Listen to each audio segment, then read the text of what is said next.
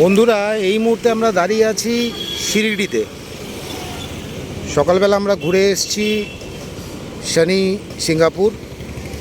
এখন আমরা শিরডি মন্দির যাব, কিন্তু তার আগে আমরা আপনাদেরকে দেখাবো যে ফুচকা ক্যাফেতে আমরা এসেছি, দাঁড়িয়েছি পানিপুরি ক্যাফে।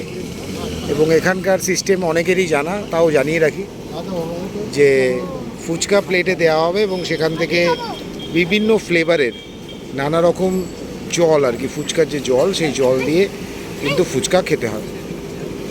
এছাড়াও আমরা অর্ডার দিয়েছি আরেক প্লেট দই ফুচকার, তো ওটাও তৈরি হচ্ছে, আপনাদেরকে দেখাচ্ছি যে দই ফুচকা তৈরি হচ্ছে। এটা হচ্ছে শিরডি বীরাবতী যে রোড আছে সেই রোডের একদম কাছেই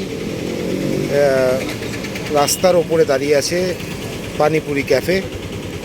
এবং দেখতেই পাচ্ছেন এরা পানিপুরি খাচ্ছে, নানা রকম বিভিন্ন ফ্লেভারের পানিপুরি এখানে খাওয়া হচ্ছে। এবং দই ফুচকা আমাদের যারা সিনিয়র আছে তারা খাবেন, এই যে এখানে তারা বসে আছে, এনারা দই ফুচকা খাবেন।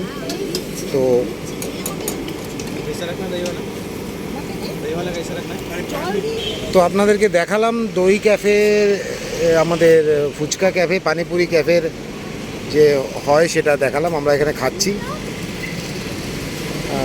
এই হচ্ছে আপনার, এটা কি পুদিনা?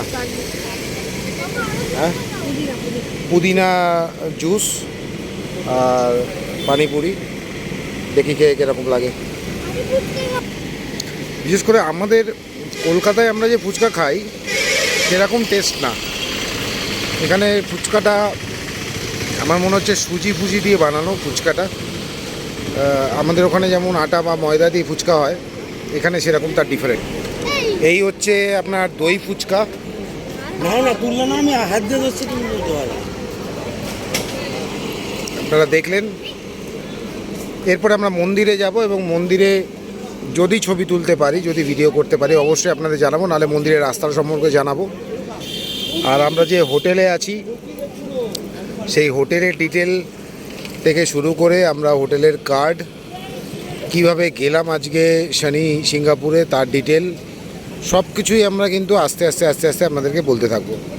আপনারা সাথে থাকুন এবং দেখতে থাকুন আমাদের এই মহারাষ্ট্র ট্যুর।